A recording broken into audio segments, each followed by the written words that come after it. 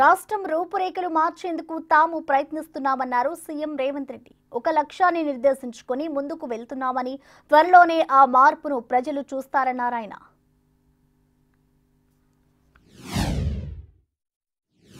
రాష్ట్రంలో ఉన్నది ఒకే ఒక ఎయిర్పోర్ట్ ఈ రోజు మనకి శంషాబాద్లో ఉన్నది. అందుకే రాష్ట్ర ప్రభుత్వం కేంద్ర ప్రభుత్వంతో చర్చించి సంప్రదించి వరంగల్లో నూతన ఎయిర్పోర్ట్కు అదేవిధంగా ఆదిలాబాద్లో ఇంకొక ఎయిర్పోర్ట్కు అనుమతులు తెచ్చుకున్నాం. తొందరలోనే వరంగల్ నగరంలో ఆదిలాబాద్ పట్టణ ప్రాంతంలో నూతన ఎయిర్పోర్ట్లు ఏర్పాటు చేసుకోబోతున్నామని చెప్పి మీకందరికీ తెలియజేయడానికి నేను ఎంతో సంతోషిస్తున్నాను. 160 కిలోమీటర్ల ఔటర్ రింగ్ రోడ్ ఇంత అభివృద్ధి చేస్తే ఈనాడు రీజనల్ రింగ్ రోడ్డును ప్లాన్ చేస్తున్నాం. ట్రిపుల్ ఆర్ని 360 కిలోమీటర్ల పొడవున హైదరాబాద్ తెలంగాణ నగరాన్ని చుట్టుముట్టే విధంగా ఈరోజు రీజనల్ రింగ్ రోడ్డును మనము నిర్మించుకోబోతున్నామని తెలియజేయడానికి నేను సంతోషపడుతున్నాను. రీజనల్ రింగ్ రోడే కాదు, ఔటర్ రింగ్ రోడ్డు నుంచి రీజనల్ రింగ్ రోడ్డు వరకు రేడియల్ రోడ్లను వేసుకోవడం ద్వారా మన నగరాన్ని మహానగరంగా ప్రపంచ దేశాలతో పోటీ పడే విధంగా తీర్చిదిద్దాలని ఈనాడు తెలంగాణ ప్రజా ప్రభుత్వం ఉక్కు సంకల్పంతో ముందుకు వెళ్తున్నది. డ్రగ్స్ గంజాయిని నియంత్రించడమే కాదు, ఉక్కు పాదంతో అణిచివేయాలన్న ఆలోచనతోని పోలీసు వ్యవస్థను పూర్తిగా ప్రక్షాళన చేసి సంపూర్ణమైన అధికారులని వాళ్ళకు అధికారాన్ని అందించి తెలంగాణ రాష్ట్రంలో గంజాయి అమ్మే వాళ్ళు కానీ డ్రగ్స్ వినియోగించే వాళ్ళు కానీ కాలు పెట్టాలంటే వెన్నులో చలి జ్వరం వచ్చే విధంగా ఈనాడు మన పోలీసులు పనిచేస్తున్నారు.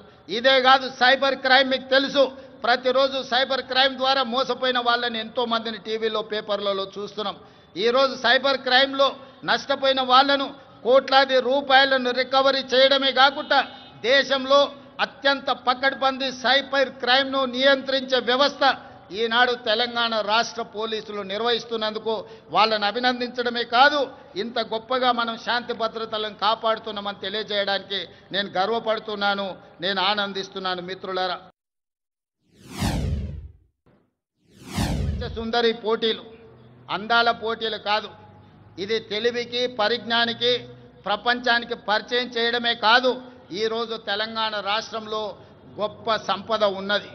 గుడులకు సంబంధించి కానీ ప్రకృతి సౌందర్యం కానీ మన ప్రాంతంలో ఎన్నో ఉన్నాయి. రామప్ప దేవాలయం, 1000 స్తంభాల గుడి, అదేవిధంగా యాదగిరిగుట్ట టెంపుల్, ఈరోజు హైదరాబాద్లో చౌమల ప్యాలెస్ కావచ్చు, చార్మినార్ కావచ్చు, చార్మినార్ ప్రాంతంలో ఉన్న చుడీ బజార్ కావచ్చు, లాడ్ బజార్ కావచ్చు, ఇలా తెలంగాణ రాష్ట్రంలో ఉన్న గొప్ప గొప్ప కట్టడాలను అదేవిధంగా ఈ అంతర్జాతీయ స్థాయిలో మన ఉత్పత్తి చేస్తున్న ప్రోడక్ట్స్ని అన్నిటిని కూడా ప్రపంచానికి పరిచయం చేయడానికి ఈరోజు ప్రపంచ సుందరి పోటీలను నిర్వహించడం జరిగింది. ప్రపంచంలోనే ఒక గొప్ప పిల్లల మర్రిగా పాలమూరు జిల్లాలో ఉన్న పిల్లల మర్రిని ఈ పర్యాటకులు వచ్చి చూడడం జరిగింది. ఈరోజు 108 దేశాలకు సంబంధించిన ప్రతినిధులు ఈ ప్రపంచ సుందరి పోటీలలో పాల్గొనడం జరిగింది.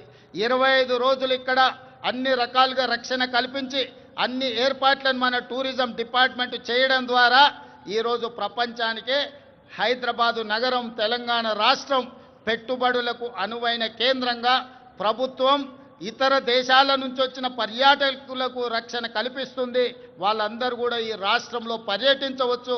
ఈ రాష్ట్రంలో పర్యాటకులు చూడడానికి అద్భుతమైన కట్టడాలతో పాటు ప్రకృతి సౌందర్యం ఉంది అని ఈరోజు ప్రపంచానికి చాటి చెప్పడం జరిగింది. టూరిజం డిపార్ట్మెంట్ కూడా ఒక గొప్ప కార్యక్రమాన్ని తీసుకొని అద్భుతంగా నిర్వహించిందని మీ అందరికీ తెలియజేయడానికి నేను సంతోషపడుతున్నాను. 100 సంవత్సరాల స్వతంత్రాన్ని నిర్వహించుకోబోతున్న మనము ఒక గొప్ప లక్ష్యంతో తెలంగాణ రాష్ట్రాన్ని అభివృద్ధి పదం వైపు నడిపించాలని ఈనాడు ప్రజా ప్రభుత్వం నిర్ణయం తీసుకున్నది. దాంట్లో భాగంగానే తెలంగాణ రైజింగ్ 2047 అనే ఒక పాలసీ డాక్యుమెంటును, ఒక విజన్ డాక్యుమెంటును తీసుకురావడం ద్వారా ప్రపంచంతో పోటీ పడాలి అని ఈరోజు మనం నిర్ణయించుకున్నాం. అందుకే 2047 నాటికి భారతదేశం $30 ట్రిలియన్ ఎకానమీకి చేరాలని ప్రయత్నం చేస్తున్నది, లక్ష్యం పెట్టుకొని పని చేస్తున్నది. మరి భారతదేశం ప్రభుత్వం $30 ట్రిలియన్ ఎకానమీని ఈరోజు దృష్టిలో పెట్టుకొని ప్రణాళికలు చేసుకుంటే తెలంగాణ రాష్ట్ర ప్రభుత్వం అందులో భాగస్వామి కావాలి, అగ్రభాగాన నిలబడాలి అని తెలంగాణ రైజింగ్ 2047 పాలసీ డాక్యుమెంట్ తీసుకొచ్చినాం.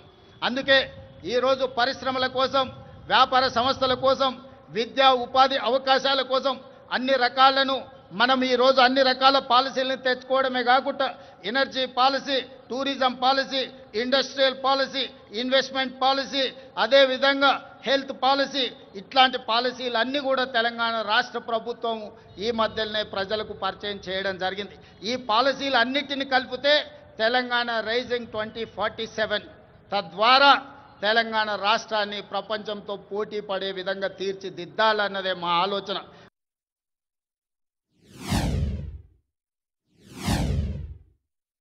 రాబోయే 10 సంవత్సరాలలో తెలంగాణ రాష్ట్రం యొక్క ఆదాయాన్ని $1 ట్రిలియన్ ఎకానమీగా మార్చి, అదేవిధంగా 2047 నాటికి దేశం $30 ట్రిలియన్ ఎకానమీకి చేరాలంటే తెలంగాణ రాష్ట్రం $3 ట్రిలియన్ ఎకానమీగా మారాలి అని ఈరోజు లక్ష్యం పెట్టుకొని ముందుకు వెళ్తున్నాం. ఈరోజు దేశ జనాభాలో 2.5% ఉన్నాం, కానీ జీడిపిలో 5% మనం అందిస్తున్నాం. రేపు భవిష్యత్తులో 2047 నాటికి 10% జీడిపిని అందించే విధంగా తెలంగాణ రాష్ట్రాన్ని తీర్చిదిద్దాలంటే industrial policy, infrastructure policy, investment పాలసీస్ని అన్నిటిని కూడా తీసుకొచ్చి ఈ దేశంలోనే అగ్రగామిగా రాష్ట్రాన్ని తీర్చిదిద్దాలని మేము ప్రయత్నం చేస్తున్నాం. అందుకే మిత్రులారా, ముఖ్యంగా యువ మిత్రులారా, డాక్టర్లు, లాయర్లు, ఇంజనీర్లు, ఈ సమాజంలో ఉన్న IAS, IPSలకు అందరికీ, వ్యాపార వర్గాలకు నా సూచన ఒక్కటే: తెలంగాణ రాష్ట్ర ప్రభుత్వం ఏ లక్ష్యంతోనైతే ముందుకు వెళ్తుందో, ఏ లక్ష్యాన్ని సాధించాలి, ఏ లక్ష్యాన్ని ముద్దాడాలి అని మేము ముందుకు బయలుదేరినామో మీ ఆశీర్వాదం ఉండాలి, మీరు అండగా నిలబడాలి. ఈనాడు తెలంగాణ రాష్ట్రం దేశానికి కాదు ప్రపంచానికి ఆదర్శంగా తీర్చిదిద్దాలంటే మీరందరూ అండగా నిలబడండి, ఆశీర్వదించండి. ప్రపంచంలోనే అగ్ర రాష్ట్రంగా తెలంగాణ రాష్ట్రాన్ని తీర్చిదిద్ది ఆదర్శమైన రాజకీయాలకు, ఆదర్శవంతమైన అభివృద్ధికి తెలంగాణ రాష్ట్రం కేర్ ఆఫ్ అడ్రస్గా తీర్చిదిద్దుతాం. హైదరాబాదు నగరాన్ని ప్రపంచ నగరాలతో పోటీ పడే విధంగా తీర్చిదిద్దాలి. దీనికోసం నిరంతరం పనిచేసే ప్రభుత్వ సిబ్బందే కాదు, రాజకీయ సహచరులందరూ కూడా సంపూర్ణమైన సహకారాన్ని అందిస్తారు. ప్రజలందరికీ 4 కోట్ల తెలంగాణ ప్రజలకు నూతన రాష్ట్ర ఏర్పాటు శుభాకాంక్షలు తెలియజేయడమే కాదు, భవిష్యత్తు లక్ష్యాన్ని దృష్టిలో పెట్టుకొని మనందరం కలిసికట్టుగా ఏకమై మనందరం కూడా ముందుకు సాగాలి. మీ అందరి ఆశీర్వాదం ఉండాలి. తప్పకుండా తెలంగాణ రాష్ట్రాన్ని దేశంలో అగ్రగామి రాష్ట్రంగా నిలబెడతానని మీకు అందరికీ తెలియజేస్తూ మీ అందరి దగ్గర సెలవు తీసుకుంటున్నా.